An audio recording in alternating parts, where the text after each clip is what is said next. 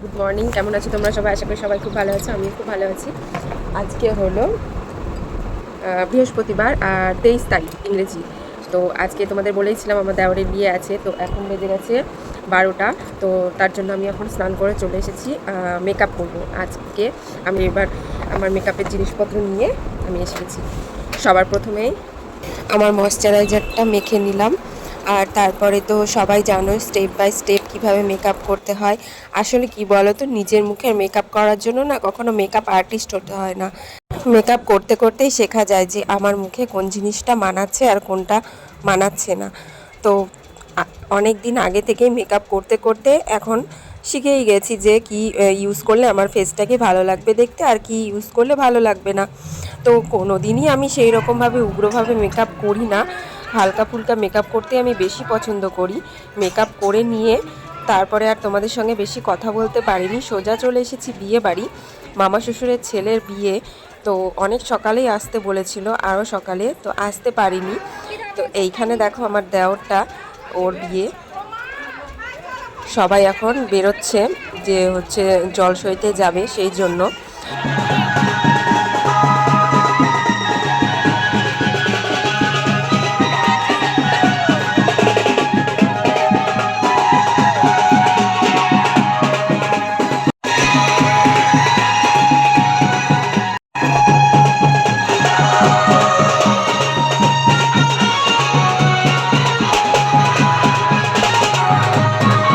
এইখানে দেখো আমি তোমাদের দাদা ভাইয়ের হাতে ফোনটা ধরিয়ে দিয়েছিলাম যে তুমি ভিডিও করো। সব সময় আমি ভিডিও করি, ভিডিওটা থাকে আর আমি থাকি না ভিডিওর মধ্যে, সেই জন্য ওকে ধরালাম ফোনটা যে তুমি ভিডিও করো আর আমি হেঁটে হেঁটে যাবো, সেটা তুমি দেখাবা। তো সেই মতো ওটাই কাজ করছে। অনেকটা দূর যেতে হচ্ছিল, যেহেতু কাছের নদীর পাশেই কিন্তু বাড়িটা, কিন্তু ওইখানে জল ছিল না, জল পুরো শুকিয়ে গেছিলো, সেই জন্য অনেকটা দূর হেঁটে হেঁটে যেতে হচ্ছিল। আর তারপরে আমরা জল ওখানে ওরা ওই সব কাজ করছিলই, জল তোলার কাজ। আর আমরা বাড়ি চলে এসেছিলাম, যেহেতু মামাম থাকছিল না, ওর খিদে পেয়ে গেছিলো, সেই জন্য আমরা বাড়ি এসে খাওয়া দাওয়া করে নিয়েছিলাম। যেহেতু 7টার মধ্যে গাড়ি ছেড়ে দেবে বলেছিল, অনেকটা দূর যেহেতু 2-3 ঘন্টার রাস্তা, সেই জন্য আমরা রিস্ক নিলাম না, তাড়াতাড়ি খাওয়া দাওয়া করে নিয়ে বাড়ি চলে আসার জন্য রেডি হয়ে নিয়েছিলাম। তারপরে আবার বাড়ি এসে মাম্মামকে ঘুম দিয়ে আবার নিজেরা রেডি হতে হবে, সেই জন্য আর দেরি করিনি। আর খাওয়া দাওয়ার টাও তোমাদের সঙ্গে শেয়ার করতে পারিনি। দুপুরবেলার খাবারে ছিল ভাত, ডাল, পাঁপড় ভাজা, মাছের ঝোল, চাটনি, তো এগুলোই ছিল। আর কি গরম বন্ধুরা, কি বলবো, প্রচণ্ড গরম, সাংঘাতিক গরম, মানে টেকা যাচ্ছে না, এতটাই গরম পড়েছিল। আর এখানে দেখো তোমাদেরকে দেখিয়ে দিলাম আশীর্বাদের সব তত্ত্ব, এগুলো সব বিয়ের সাথেই যাবে। আর মাছটা বাকি ছিল, সেটা তোমাদের দাদা ভাইকে আনতে দিয়েছিল। তো তারপরে দেখো বাড়ি গিয়ে মাম্মামকে ঘুম পাড়িয়ে দিয়ে সাজুগুজু করে আবার চলে এসেছি।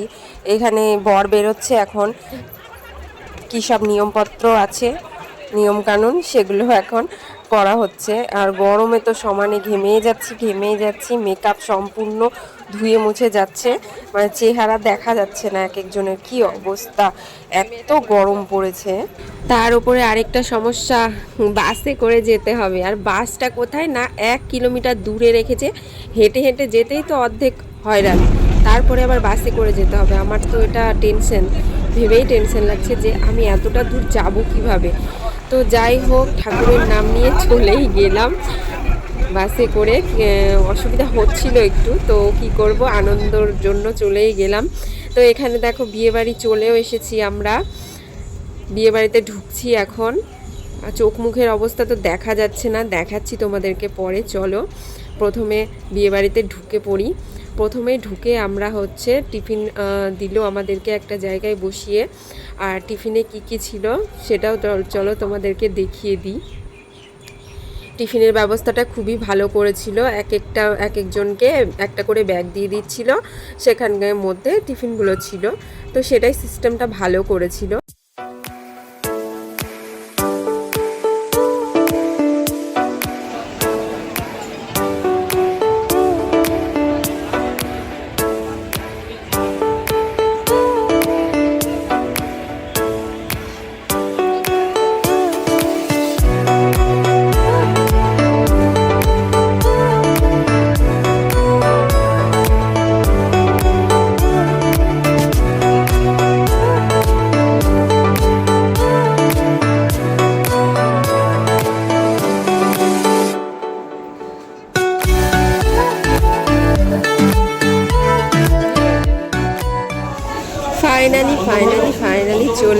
সেই বৌভাতের দিনটা। সেদিন আমরা দুপুরবেলা যাইনি মামার বাড়ি, সেদিন একেবারে সন্ধেবেলা রেডি হয়ে চলে গেছিলাম। আর সেদিন জানো ঝড় হওয়ার কথা ছিল, আমরা ভেবেছিলাম 11টার সময় ঝড় হবে, সেই জন্য আমরা 9টার সময় রেডি হয়ে চলে যাচ্ছিলাম। ও মা, রাস্তায় বেরিয়েছি আর কি প্রচণ্ড ঝড়, কি বলবো, মানে পুরো চুলটুল ঘেটেই গেল, দেখো কি অবস্থা আমার।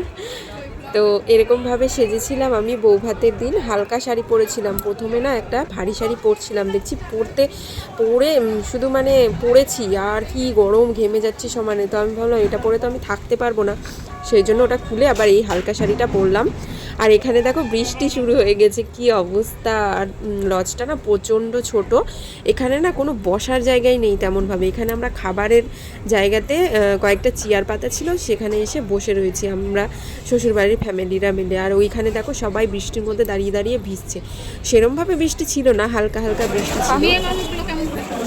আমি পড়তে পারলাম না, কাতার বেনারসি পড়ছিলাম, দেখছি খুবই গরম লাগছে। হ্যাঁ, আবার একদিনের জন্য যদি না পড়ি, রোজ রোজ তার পড়বো না, ওই জন্য।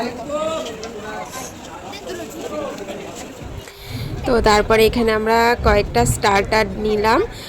এখানে ছিল চিকেন পাকোড়া আর কোল্ড ড্রিঙ্কস ছিল অনেক রকমের, তো সেগুলোই বসে বসে খাচ্ছিলাম বৃষ্টির মধ্যে। আর অত তাড়াতাড়ি না ডিনার করতেও ইচ্ছা করে না, সেই জন্য দু একটা ব্যাচ উঠলো, তারপরে আমরা বসলাম। তো এখানে বসে বসে সবাই মিলে গল্প করছিলাম। আর বউ বর যেখানে আছে ওখানে তো মানে ঢোকাই যাচ্ছে না, এত ছোট জায়গাটা, কি বলবো। ঢুকেছিলাম প্রথমে, তো গিফট দিল, তারপরে হচ্ছে দু একটা ছবি টবি তুলে আবার বাইরে বেরিয়ে চলে এসেছিলাম। তো তারপরে এখানে আমরা খেতে বসে গেলাম। আর মানে কনের বাড়ি আর বরের বাড়িতে সেম হচ্ছে খাবার আইটেমগুলো ছিল, ওখানেও যা যা ছিল এখানেও তাই দেখছি।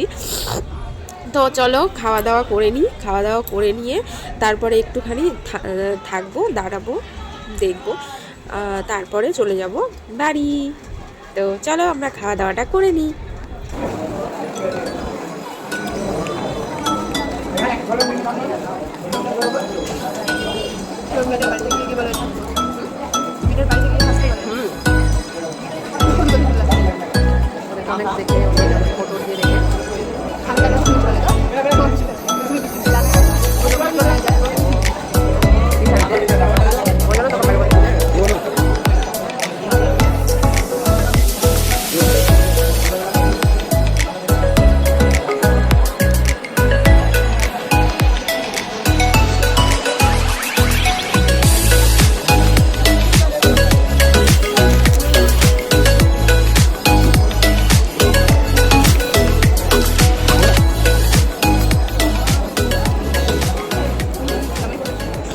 তো বন্ধুরা এখানে দেখো আমাদের খাওয়া দাওয়া সব কমপ্লিট হয়ে গেছে, আমরা এবার বাড়ি আসার জন্য সম্পূর্ণ রেডি, বাইরে দাঁড়িয়ে রয়েছি।